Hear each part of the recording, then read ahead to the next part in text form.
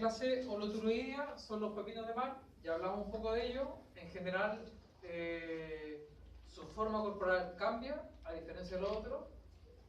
De cierta manera, mantienen un poquito la simetría, entre comillas, bilateral, son como alargados, pero igual vamos a mantener el concepto de aboral y oral, ¿no es cierto? Va a haber una región oral, que es esta zona donde están estos tentáculos, y va a haber un cuerpo más alargado, y en el otro extremo va a estar el ano, ¿no es cierto? Va a ser de esta forma.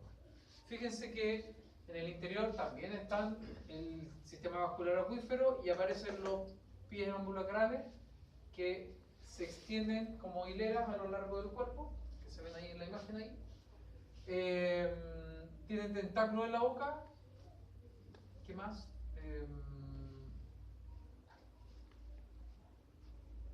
Dado su forma corporal, cambia un poco las estructuras dentro. Fíjense que el canal anular sigue estando rodeado, o sea, permanece rodeando la boca, a pesar de su forma. Son suspensívoros, utilizan estos tentáculos para atrapar sus presas, o detritívoros.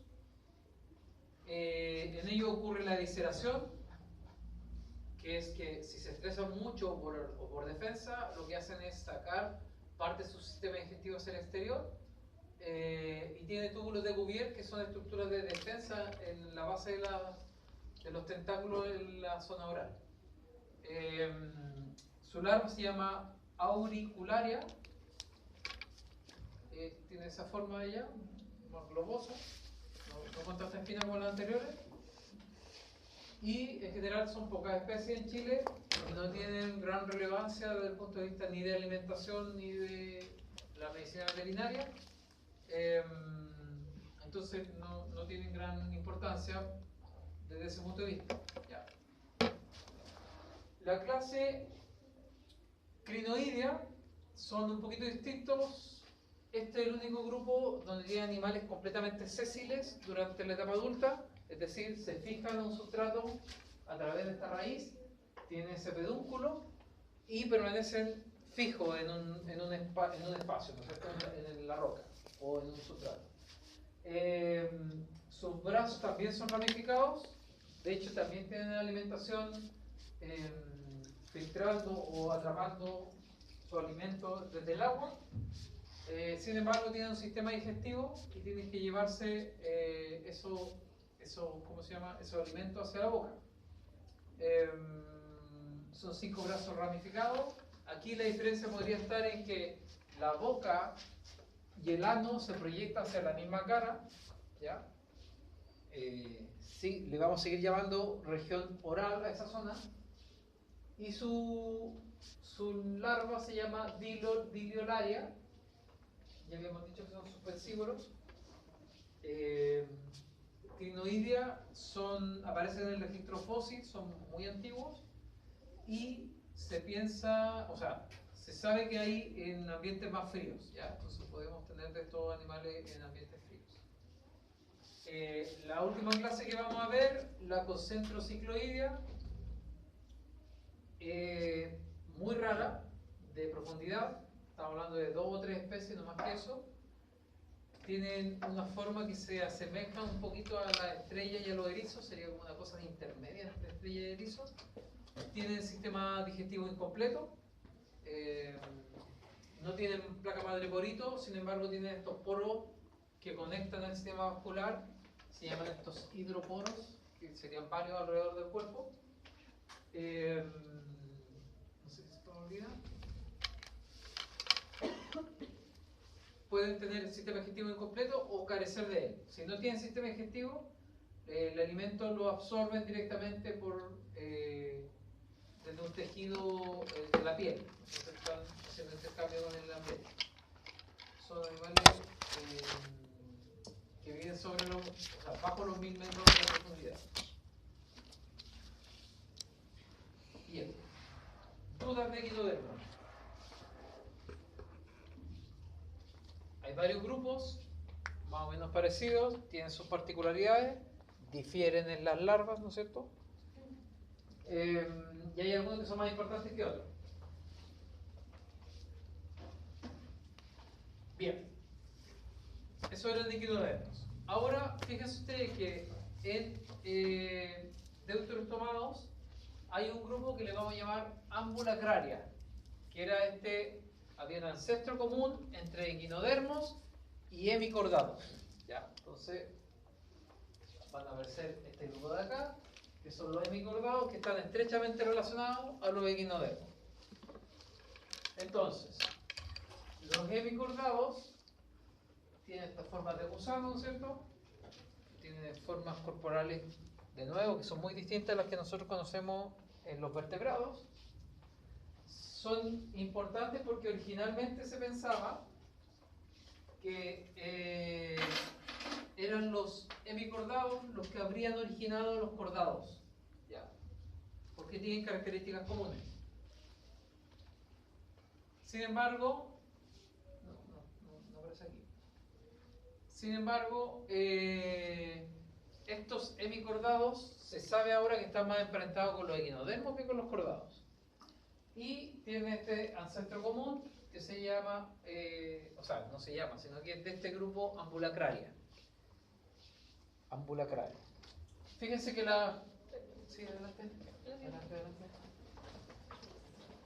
Fíjense que las formas corporales son súper distintas. Tienen formas de gusano, ahí arriba aparece, o con estos tentáculos muy prominentes. Vamos a tener dos grupos. Todavía no pasamos los grupos.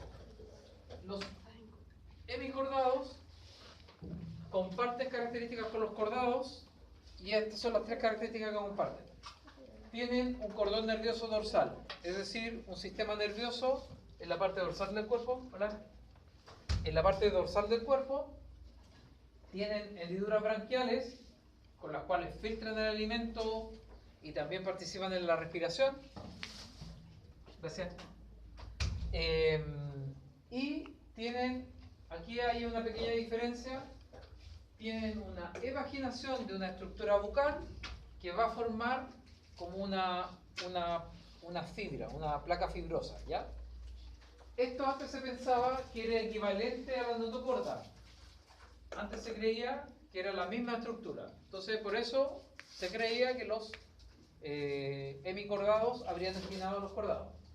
Sin embargo, la definición de notocorda es una estructura de soporte con una varilla que le da soporte al cuerpo. La notocorda tiene un origen mesodérmico, ¿ya? Y que está en el estadio de desarrollo de casi todos los cordados vertebrados que nosotros conocemos. Vamos a hablar un poquito más de la notocorda. Pero ¿cuál es la diferencia? Que la notocorda tiene origen mesodérmico, pero en el caso de los hemicordados, esa notocorda en realidad se forma de una estructura bucal. De hecho se le llama estomocordio, ¿ya? Estomocordio.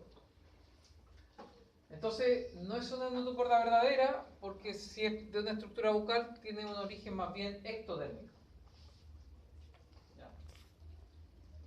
Entonces no son equivalentes. Tienen más o menos la misma función, pero no son equivalentes. Entonces, los hemicordados son animales que tienen forma de gusano, la mayoría son bentónicos o de agua poco profunda. ¿Qué estructuras corporales tienen? Primero tienen una probóscide, que parece la cabeza, ¿no es cierto? En realidad esto es como una proyección muscular hacia la región anterior. Aquí podemos hablar de región anterior y región posterior. Tienen un sistema branquial con hendiduras branquiales y un tronco largo que es parte del cuerpo. ¿Ya? Así se vería la estructura corporal. Esto sería la región del cuello o collar, la región de la probóscide y el cuerpo o tronco. Fíjense que cuando miramos un hemicordado en el interior, vamos a tener la probóscide, que va a ser muy muscular, va a ser una estructura de movimiento para enterrarse seguramente, para moverse en el ambiente. Vamos a tener la región del collar, que está asociada a estos sacos celomáticos, ¿no es cierto? Son animales celomados, pero el celoma va a estar reducido a cierta porción. Aparece el cordón nervioso dorsal, que sería el tronco nervioso. Va a haber un corazón y un vaso conductor sanguíneo que se va a relacionar, fíjense ustedes, con las hendiduras branquiales. Entonces las hendiduras branquiales en este caso son como agujeros que se le hace al sistema digestivo. Entonces una abertura hacia el exterior. Por aquí va a pasar agua, ¿no es cierto? De hecho tienen su contraparte hacia afuera. Son como hendiduras branquiales. Entonces estas hendiduras branquiales participan en la filtración del alimento, pero también en la respiración. Y van a ser las que van a formar las branquias de los vertebrados que vamos a ver más adelante.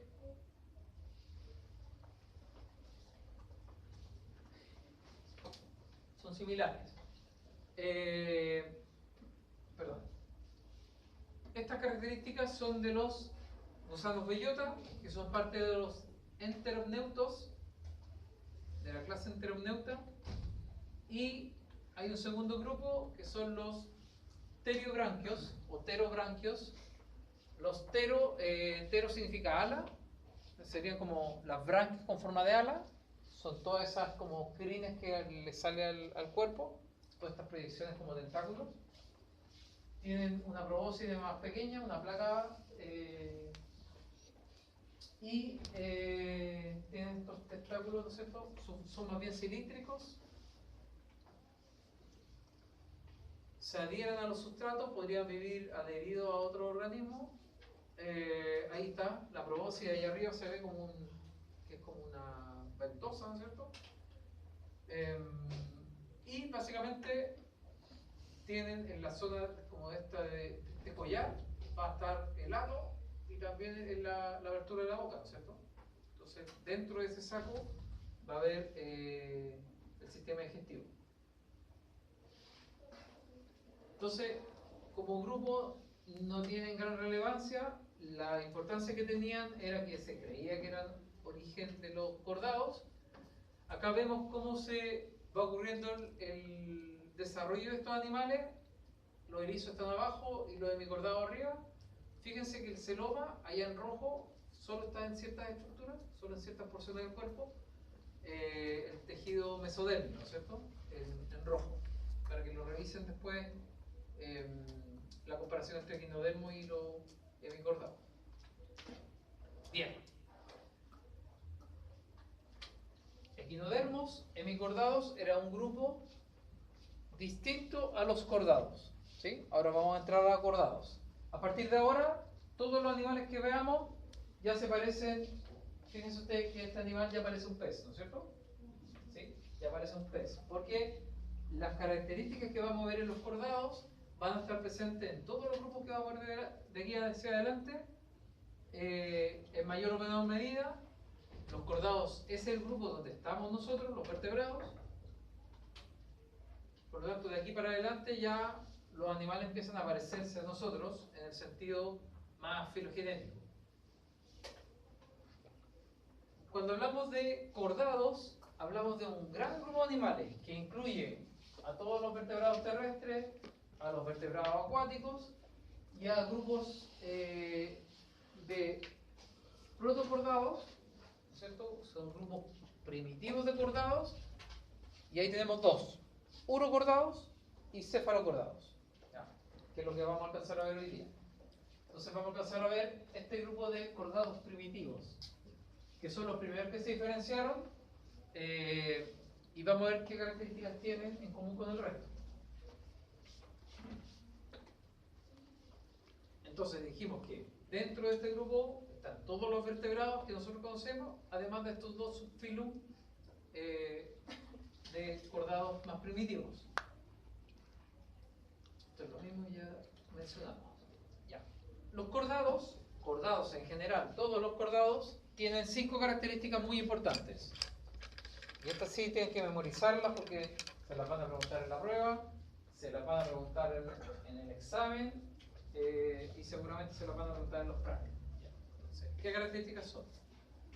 La notocorda. Dijimos que la notocorda era una estructura que se originaba en el mesodermo y que va a ser una estructura de soporte. es dorsal al sistema digestivo, se proyecta a lo largo del cuerpo y básicamente la notocorda es el precursor del esqueleto axial. O sea, va a formar el esqueleto en los vertebrados superiores. O sea, la notocorda, esta estructura de soporte corporal, y aquí está marcada en verde. Sería como un protoesqueleto, ¿cierto? La notocorda va a ir a formar, ya lo mencioné, ¿cierto?, la columna vertebral de los vertebrados superiores. O sea, va a ser reemplazada por la columna vertebral, no es exactamente lo mismo. La segunda característica de los cordados es que tienen un cordón nervioso dorsal, es decir, sobre la notocorda, muy en el dorso del cuerpo del animal, tiene un cordón nervioso que es tubular. Este deriva del ectodermo, y aquí no sé si se acuerdan, pero los embriones en algún momento de la vida empiezan a tener un pliegue en la parte dorsal. Yo creo que esto lo deben haber visto en algún momento en la media, por ejemplo. Entonces, el desarrollo embrionario, la capa más externa, que es el ectoderma, se empieza a plegar. Entonces, en algún momento, esto va a formar un cordón. ¿Cierto? Esas son células del ectodermo y va a formar un cordón. Esto se va a cerrar y va a formar el cordón nervioso dorsal. ¿Ya? Entonces, al final del proceso, vamos a tener la piel, que es ectodérmica, y vamos a tener un cordón nervioso dorsal que se separó del ectodermo. ¿Ya? Eso sería como el esquema. Entonces tiene un origen ectodérmico. Y eso es relevante porque el sistema nervioso central, que se deriva de este cordón nervioso dorsal, tiene un origen ectodérmico. A diferencia de la notocorda, que sería de origen mesodérmico. Ya. Este cordón nervioso va a formar la médula espinal y el cerebro en los vertebrados superiores. La tercera característica de los cordados son las hendiduras branquiales, ¿cierto? Profe, ¿formaba la médula espinal y qué más? El cerebro. La hendidura osacofaringeo, hendiduras branquiales también, puede aparecer todos esos nombres, son lo que hablábamos un poquito antes. Un fragmento del sistema digestivo se va a abrir, ¿no es cierto? Como que va a tener unas aperturas, unos pliegues, ¿no es cierto? Y una abertura hacia el exterior, por lo tanto en esa zona va a estar ocurriendo el intercambio gaseoso y en algunos animales también va a ocurrir el filtrado del alimento. Si el animal filtra agua para alimentarse, la va a eliminar a través de las hendiduras faríngeas o sacos faríngeos. Ya. Esto va a ser el precursor de las branquias en algunos grupos o de otras estructuras en vertebrados. La cuarta, notocorda, cordón nervioso dorsal, hendiduras branquiales. La cuarta característica es el endostilo o glándula tiroides, que es básicamente un conjunto de células que está en la región cercana a la canasta faríngea o a la boca y va a tener funciones glandulares, es decir, va a secretar mucosidad para seguramente la alimentación, pero también va a participar en el metabolismo de algunos minerales, en este caso el yodo. Esta estructura del endostilo se va a transformar en los vertebrados superiores en la glándula tiroides. ¿Conocen la glándula tiroides? ¿Sí? ¿Qué función tiene la glándula tiroides?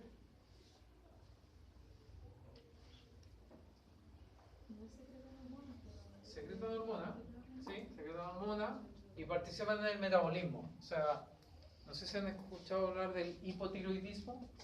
Sí. ¿Sí? Es común en mujeres, ¿sí? Las mujeres se tienen que controlar y lo que hace es bajar el metabolismo, ¿no es cierto? Generalmente se anda con más frío, el individuo que tiene hipotiroidismo tiene más frío y además tiene tendencia a aumentar de peso porque el metabolismo es más lento, ¿no es cierto? Empieza a acumular más grasa, por ejemplo, y eso es un problema. El hipertiroidismo sería lo contrario, un individuo que tiene un metabolismo acelerado, generalmente le cuesta subir de peso o tiene problemas de termorregulación, siempre anda como hipertérmico, ¿cierto? Con mucha actividad.